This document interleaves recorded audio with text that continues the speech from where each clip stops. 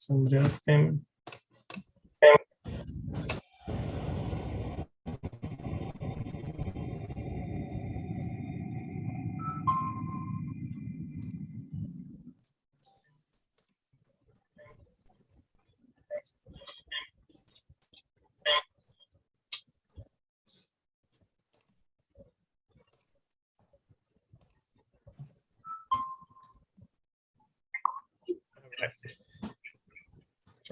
Infernal greetings, infernal blessings to all. Welcome this evening, where we will be discussing esoteric versus exoteric. There is a difference between esoteric or esoteric versus exoteric. And this is what we are going to discuss in detail this evening. What is the difference?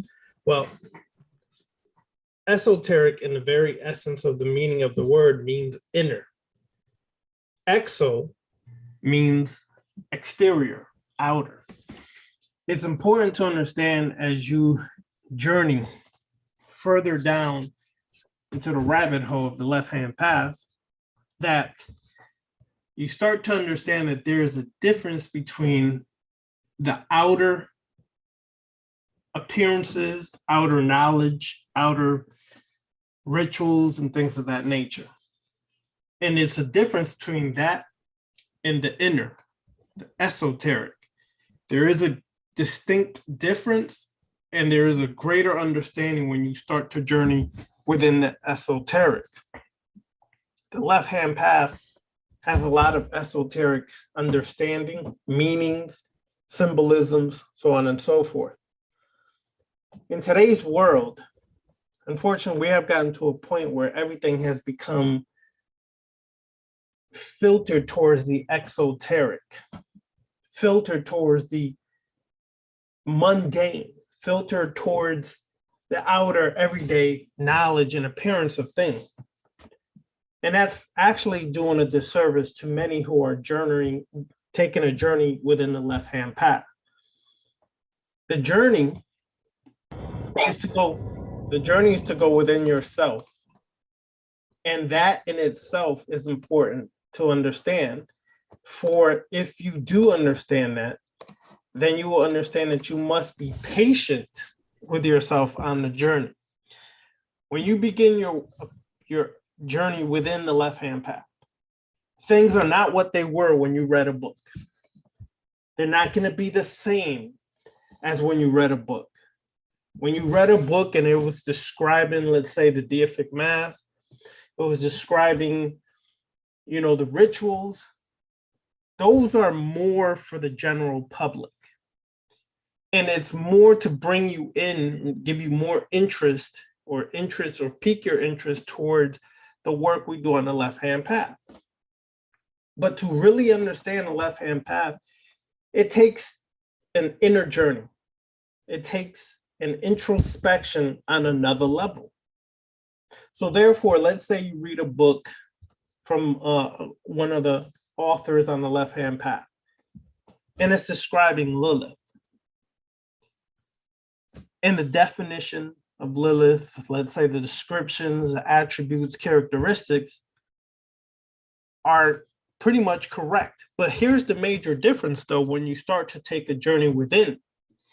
That which you read about is now something you start to wear. It's something you begin to embody, mind, body, and soul. You're no longer just reading about Lilith. You're not just glorifying Lilith. You're not just amazed by Lilith's power and ability to rebel against someone who was putting her in a position of servitude. You start to actually understand that because you put on the deific mask of Lilith. You literally begin to look at life from her perspective that resonates within your subconscious mind, conscious to unconscious. And so for your life begins to switch, and it's like your eyes were once looking at everything outwardly, turn inside out to discover those aspects of Lilith that are real to you. So the symbolisms no longer just something you decipher and you believe you're so profound because you could decipher a symbolism like the compass in the square with the G in the middle of the Freemasonic Lodge. Now, it's not just, oh, well, that's a compass in a square, and the square means this to square off your actions, and a compass to round out your deeds, things of that nature. That's outer. That's the exoteric meaning. What is the esoteric meaning? What is the inner meaning about these things? You'll start to understand that when you see the compass in a square, it represents a merging of the masculine and feminine energy. I did not say the male and the female. That is the physical component to what is energy. The masculine and feminine is not attached to a particular gender in the physical. Although we love to believe that, that's not the case. So when you start to look from the esoteric meaning of the compass and the square, you start understanding that when you merge the masculine and the feminine, the G, the seventh letter, the God, the grand architect of the universe, is you, because you've learned to master the various aspects of yourself. The masculine and the feminine have become integrated as one. And therefore, you now stand in totality on your square, able to determine your existence. This is a greater understanding of the esoteric aspects of what you learn on the left-hand path and what you read in books. It's important to really understand that, because most of the stuff you'll find on YouTube is really exoteric. Sure, they have some esoteric meanings, they have some esoteric understanding, but to be honest with you, most esoteric meaning has always been kept within the hallowed halls or the sacred temples, or whatever you want to call it, because many of the mundane mind will not even understand the true meanings of the symbols. Will not understand the true meanings of the archetypes, because the exoteric tend to worship. So therefore, the spiritual mysteries became religion in today's time. That is the watered down version of what you want to believe or accept as true, of what you want to believe or accept as facts. And your feelings get caught up and override facts.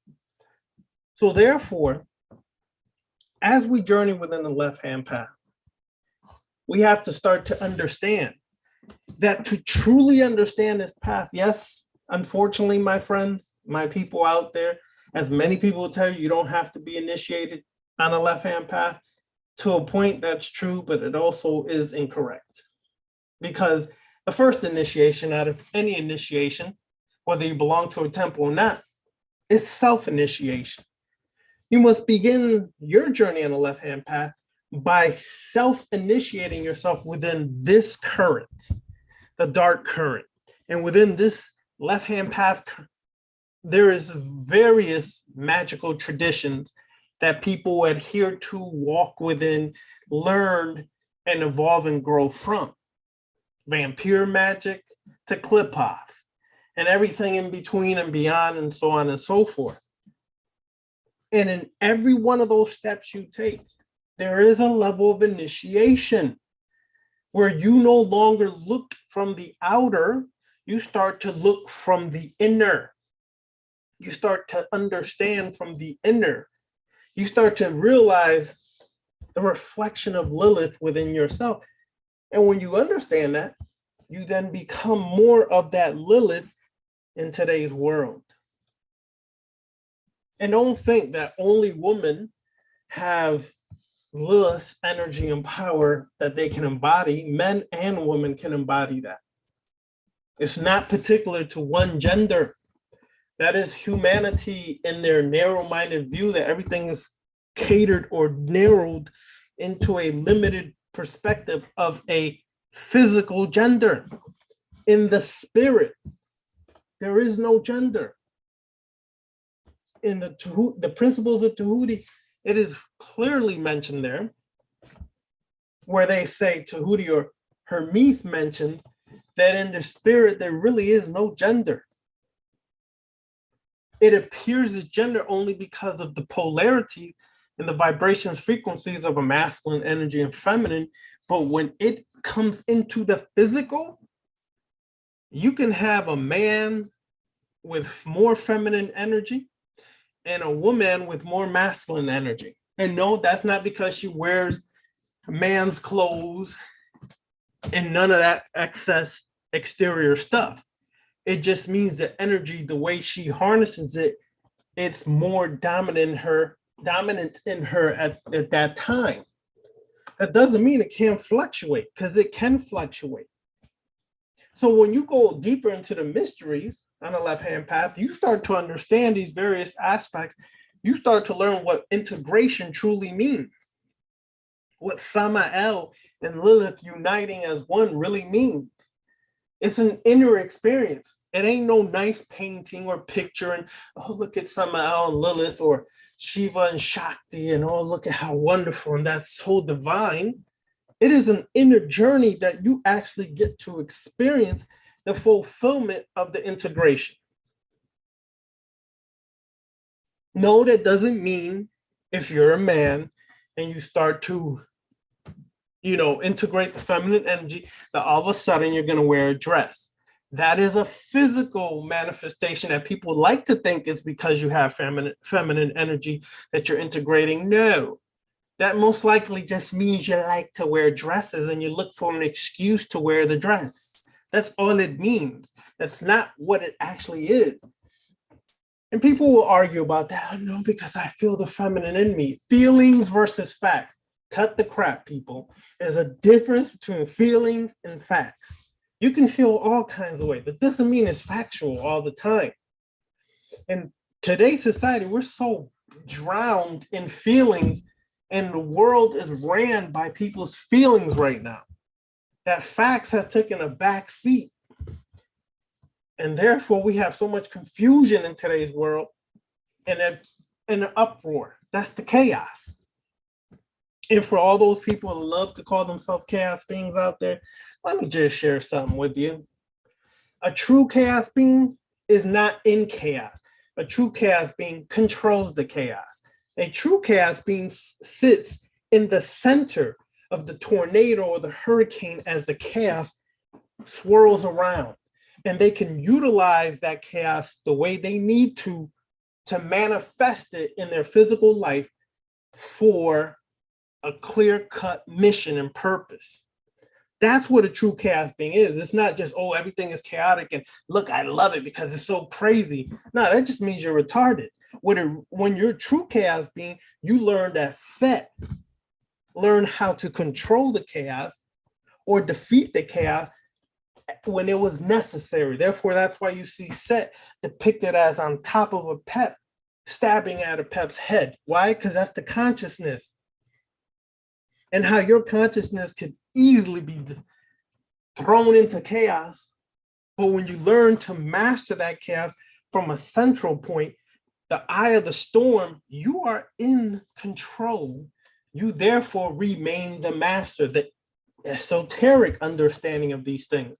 Not the exoteric, to get lost in the chaos and claim I'm a chaos being, and you're retarded because you can't even control your life. You know how many times I hear people say, I'm a chaos being. Yeah, but you're fucktarded. And I'm gonna say why? Because you let the chaos rule you. You're supposed to be the ruler over the chaos. Demetrius, please chime in, brother. Yes, I mean, the definition of esoteric and exoteric is very simple, like you said. Eso inner, exo outer. On another scale, the exoteric being the information that is on the outside that everybody knows. Everybody knows this shit. You got tons of so-called occultists and magicians and whatever that'll tell you information that you can find in Amazon books and whatnot, but they will not share or don't know the esoteric, which is you practiced you've experienced, you've had personal interactions with a particular energy, entity, whatever the case is. And everybody's esoteric experiences are not going to be the same. They're just not. I mean, there may be some similarities, but they really aren't going to be the same. And that's the cool thing about it, being able to share with people and talk about your experiences and see the similarities and the differences. And that's even if somebody gives you like a ritual template to work with. You can have 25 people with the same ritual and there'll be 25 different results because everybody's different and they're going to have a different experience, inner experience on that. So those esoteric, quote unquote, secrets and information is not widely known. And usually a lot of times that isn't shared. And that's the true occult. And it really shouldn't be because it's your experience. It's your knowledge. I mean, the Gnostics learned that the hard way when they shared that, you know, with the world about what their viewpoint about what everybody was calling God. Christians, of course, didn't like that and decided to do them in. So sometimes it pays to stay quiet. As far as exoteric, yes, a lot of that is being seen like within what's called the consciousness community. And I have seen some folks on some shows talking like they know some stuff about witchcraft and things like that. Dude got some book out of Amazon talking about some folkloric stuff, some Salem witchcraft trial stuff like it was true. Listen, and whoever is listening to this or watching this, if you're not a practitioner, shut the fuck up. It's very simple. That's like me. If I read a book on open heart surgery or watch the documentary, I am not going to get on a platform and open my fucking mouth and talk about surgery like I'm a cardiologist. So if you're not a practitioner, shut the fuck up. Period. It's just that simple. You don't know what you're talking about. Just because you read it in some book somewhere and everybody's like, oh yeah, Ashe, I bet you. Yeah, shut the fuck up. You've never been in circle, shut the fuck up. You never been on path working, shut the fuck up. So you don't know. It's just you've read something, okay, great. Now I want you to go practice. Once you go practice, okay, cool. Now you've got some inner understanding about something. Now, yeah, you can get together with a group of other folks who have done similar stuff, share that information. And maybe if you want to come together like we're doing here and sharing some information, talking about some things, the differences between these two concepts and what they really are and what you're seeing. And the reason why I'm so vehement about that is that I'm just, especially amongst our melanated community, I'm seeing too much of this, you know, way too much of this, and people going down the tubes, and basically you're still connected to the matrix, you're possessed by the matrix, you're being drained out by the matrix itself and people like me, and things like that. You're just being attacked. You're being bled out, used up, and you know, you wind up put away somewhere, rode hard and put up wet. That's it. And it's ignorance, and it's been going on for a long time, a very long time. And I'm going to step on some toes here. We're talking Israelites, we're talking Nuwabu, we're talking all of this stuff. If you, I mean, yeah, you read some books and whatnot, that's great, that's awesome. But if you're not putting any practice into anything, knowledge is not power. It's just, you just got words to talk people out of money, to talk people out of whatever. I mean, a lot of it is they'll, you know, talk to women and blow their heads up. Now you're staying in somebody's house, eating up all the food out of their refrigerator. You know, it's awful, and I'm tired of seeing it. I'm over all of that, and I'm ready for it to come to an end. And it is going to come to an end. It's time. That's facts, brother. That's facts. And we need to be aware of these things, because being on the outside looking in, yes, you can acquire some knowledge. But as Brother Demetrius clearly stated, knowledge has been misinterpreted as power. No, it's actually the application of that knowledge in your everyday life, one, within your workings, two, that causes power to surface as you gain more wisdom through the experience. The knowledge then is understood how it can become power to use. Because let's not get this wrong. Everybody's seeking power. Your definition of what power you're seeking may be different, but in the end, we're all seeking power.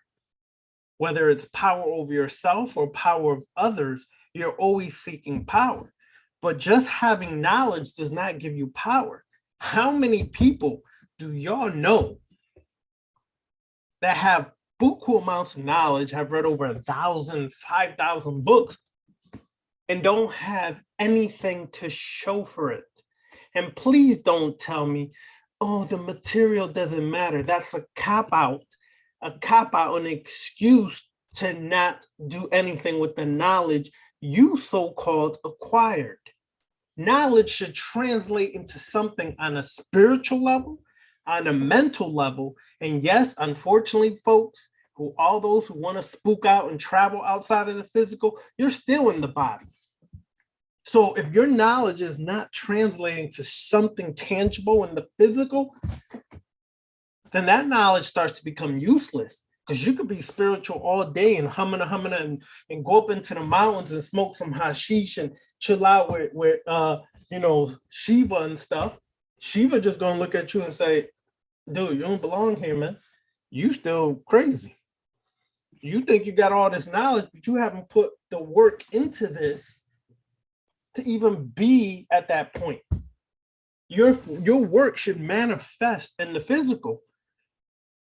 You should see a change. Most practitioners of the left-hand path will testify that the work they do causes a change in the physical. And sometimes it's not so pretty.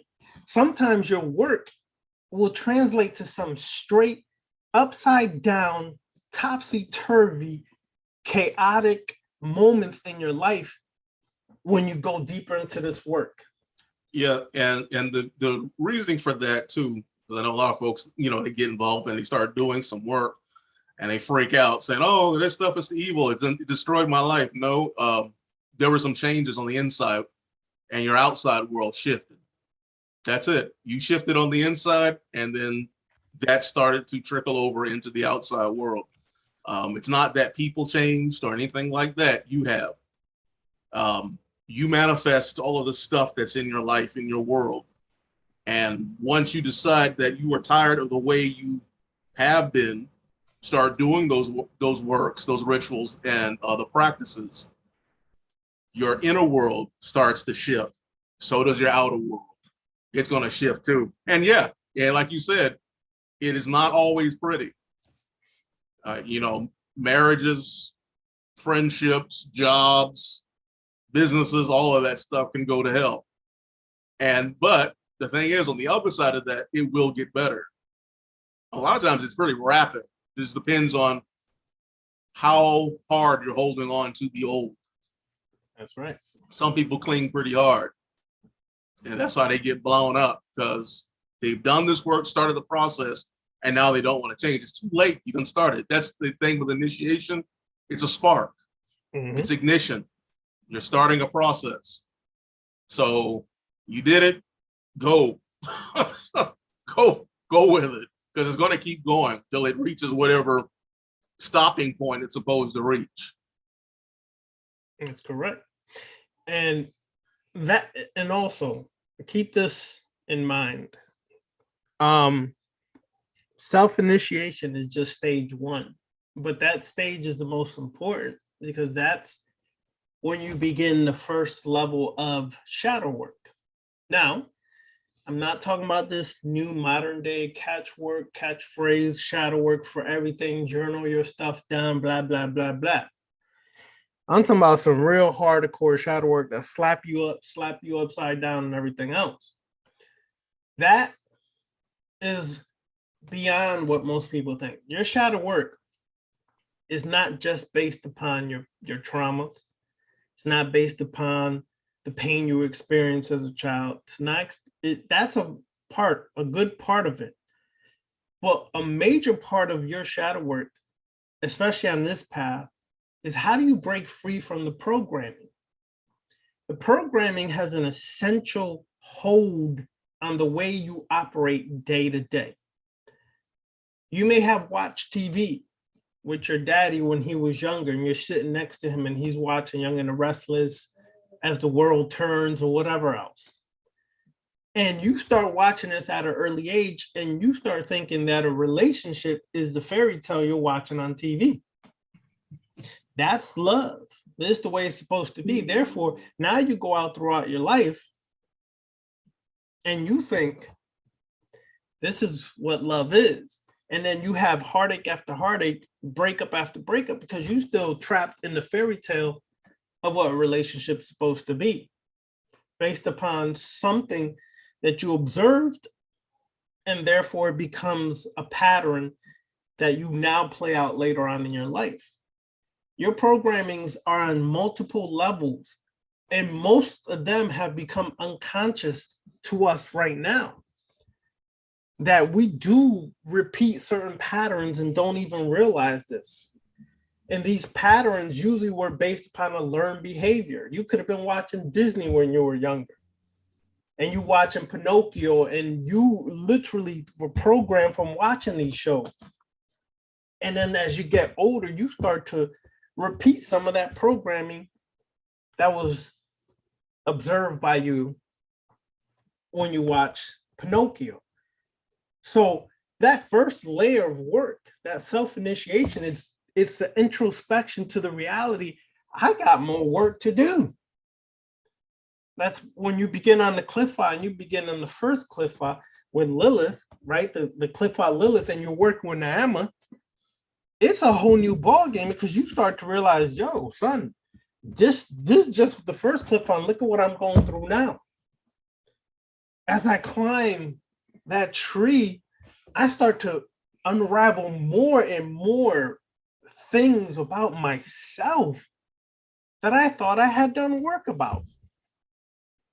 And you haven't. Because for people to think, okay, I'm 25, let's say, I could just come in here and ride out through the cliff, or come in here and ride out through left-hand path, and I'll be a master of self, is the most delusional thing you can actually allow yourself to accept.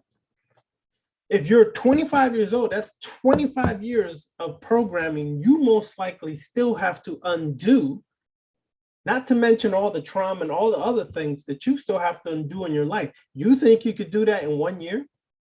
You think you could do that in one ritual? No, that's not how this works. The inner mysteries is a lifelong process. And unfortunately, for some of you all who are seeking to be, the masters of masters, you might not even get to master this stuff in this physical existence you presently live in.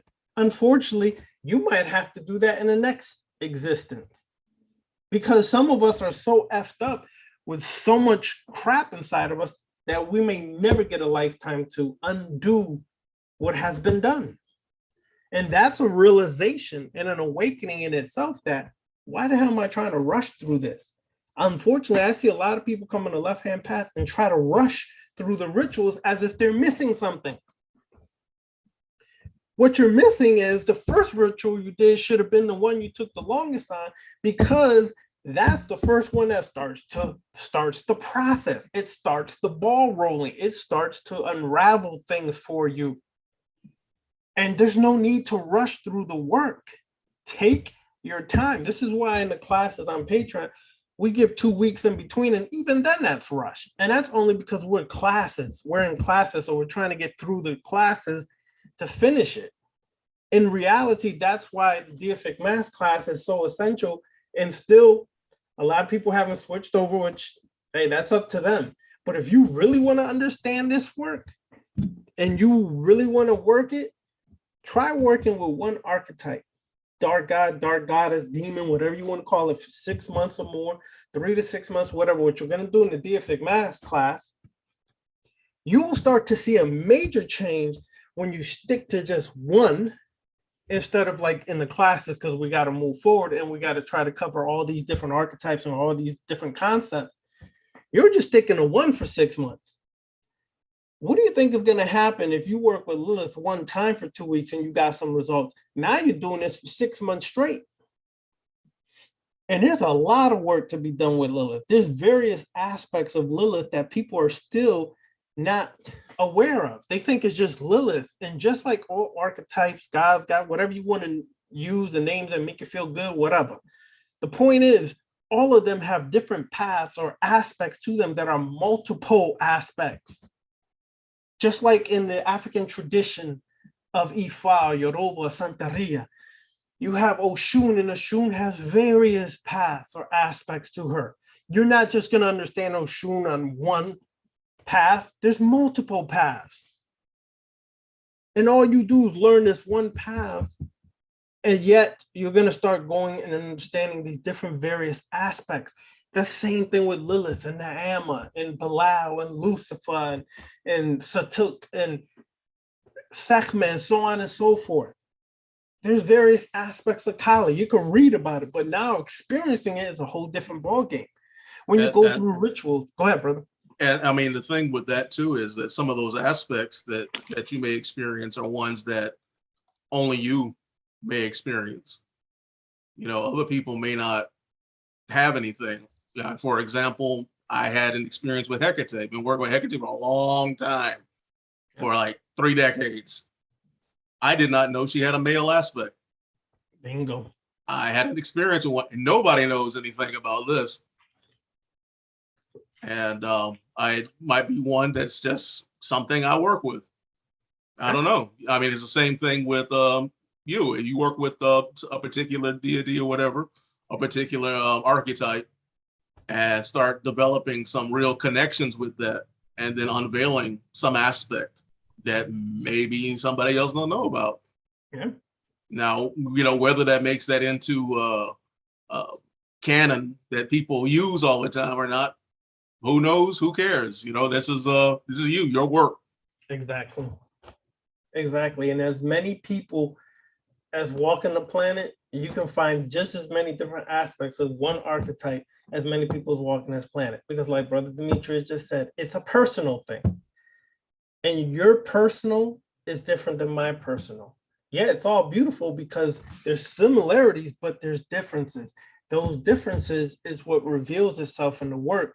And you start to discover a different path of this archetype. It doesn't make it wrong. It doesn't make it wrong that no one else may have heard of this aspect or agrees to this aspect or co-signs this aspect.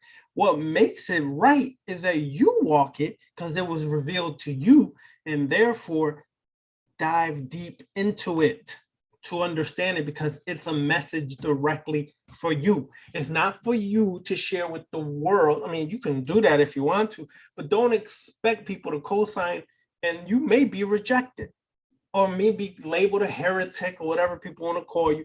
But the point is that was revealed to you because it's something personal for you. Some development is necessary from this aspect you just discovered that is not available to you in other aspects or other archetypes.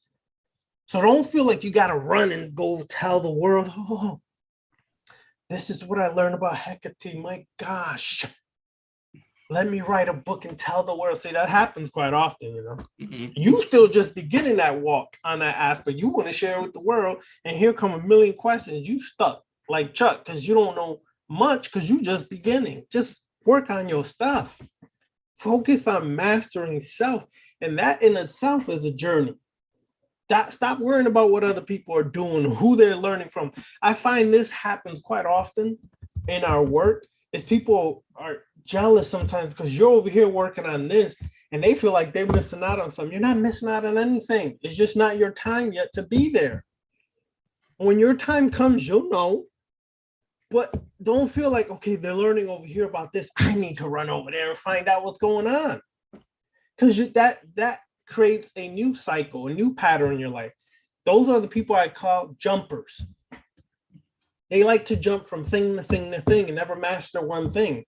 You know, jack of all trades, masters of none. They're the ones who jump from thing to thing and can never stay on one thing. They feel like they got to bounce from this to that. Oh, what they doing over there? Let me go find out. What they doing over there? Let me go find out. Yo, patience, B. Just chill out. Stay on one thing. Just master that thing, man. They're chasing the high. It's like a Bingo. heroin addict.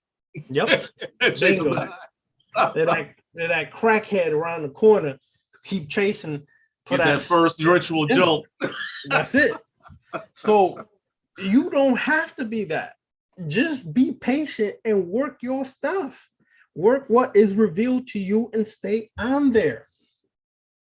The esoteric, the inner understanding, inner mysteries of self is the most profound thing you can discover. Not the inner mysteries of Lilith, the inner mysteries of Lilith as self. Understanding yourself is what the ultimate goal, apotheosis, self-deification, understanding and mastering self. Deifying self is not, oh, look, I'm so divine. I'm so wonderful. Yeah, I can flick my eyes and people come running and great, man. That's real lovely. But how about the retarded stuff about yourself? What about the crap you don't like about yourself? What about the most hideous, heinous things you try to hide from yourself? Have you dealt with that stuff? Because if you haven't, then it's nice and easy to glorify the sweet, beautiful, amazing, powerful things about yourself. But what about you might just be a straight asshole? And can you accept that fact? That you just might be a dickhead? Can you accept that fact? Or do you just want to get your ego massaged because, look, I can move objects. Look, I can read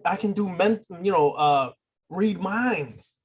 So there's about 1 million people that could possibly do that. And I'm not co-signing none of them because I don't care. That's not anything that's special to me. What's special to me is what I learned about myself and what I could develop about myself, grow, transform, transmute, so on and so forth. That's what's special. And that's the main focus of going within. Doing the work within is essential on this path. Stop worrying what the next book is. Because if you're waiting for the next book, that means you ain't doing no work 9 times out of 10. You just a book junkie. You a couch potato. You are an armchair occultist. Because all you do is wait for the next hot book to drop. Yeah, that was magic in the 90s. Mm-hmm. Yeah, I was one of them. Llewellyn was getting ready to drop another book. Like, oh snap, let's get it. Mm-hmm. And it was every flavor of Wicca they had. It was Egyptian Wicca, Norse Wicca, your mama's Wicca, your daddy's Wicca. It was they were just yakking books up. And every time they put one out, we had to go get it. See, now these books are expensive. They keep you from doing that. Wait for the PDF. But yeah, I mean that's just the gist of that. Is just chasing the high, the new book junkies. I used to have a bunch of books, and I'm like, ugh. Yeah, that's right. All right, so let's see if anybody got questions here in Zoom. Then I'm gonna check on YouTube Live. First Zoom. Anybody in here got any questions? Do not be shy. Speak the truth. Forever hold your. No, I'm still. Anyways, anybody want to say anything? No? All right, let me check YouTube Live. Watch. Somebody on YouTube Live gonna come with a question. Anybody got questions? YouTube Live. Going once. The only thing with YouTube Live is a little delay, so I gotta wait a few seconds before they write down what they want. All right, I'll come back and check. So while they're putting their questions together, let me just make a couple announcements. The deific math class begins Saturday. It is your chance now to switch over to that. If you're on the, if you're in the shadow work class, switch to deific math. You don't have to; it's your choice. But if you want to really get some serious working shadow work type, deific math. All right. The black path class, that's about over. I mean, there's not much else I could teach you on that. Switch over to deific math class for Saturday. Start Saturday at 8 o'clock. All right. Essential. So whoever wants to really get some real hardcore work, shadow work wise, learning certain currents, learning these archetypes inside and out, please switch to Deific Math class. I'd rather have more people in that class so we get some real nitty gritty work done than spread out. All right. In the beginner's work class, switch over there. That doesn't mean the classes are over. That just means switch over and we can go back to those classes when the Deific Math class is done. We will go back to the shadow work class and the beginner's work class and the black class is going to be done. That's closed, but switch over now. You don't want to miss the first class because that's the class. I'm going to put the poll up there after the class and you have to vote on what archetype you want to begin with first. And I'm going to have a long list of archetypes and you got to choose which one you want. And then the one that comes first, that's the one we'll start with. Whoever's second, that's second, so on and so forth. But just be aware that in that class, you will be tasked with creating your own mask. I don't care if you make it out of paper mache. I don't care if you find someone to make it for you, or I don't care if you buy a mask. If you do buy a mask, paint it. Design it the way you feel best for yourself. Okay, so meaning if you get a mask, put sigils on there that are special to you, mean something to you, so on and so forth, because the rituals are designed for you to actually take on the consciousness of what these archetypes would be like. And you will see a shift in your own consciousness of what resonates with you in that archetype. And you'll start to really, really, really get a deeper understanding of this work. I had just recently done a ritual with Mephisto where I was tasked with wearing a mask. And it was a major shift in consciousness. I'm just sharing this with others so that if you want to really understand this and grasp further the purpose of these archetypes, understanding these archetypes, and allowing yourself to open up and really do some intense work within, that Deific Mask for you. Now, let me see if any questions on. All right, so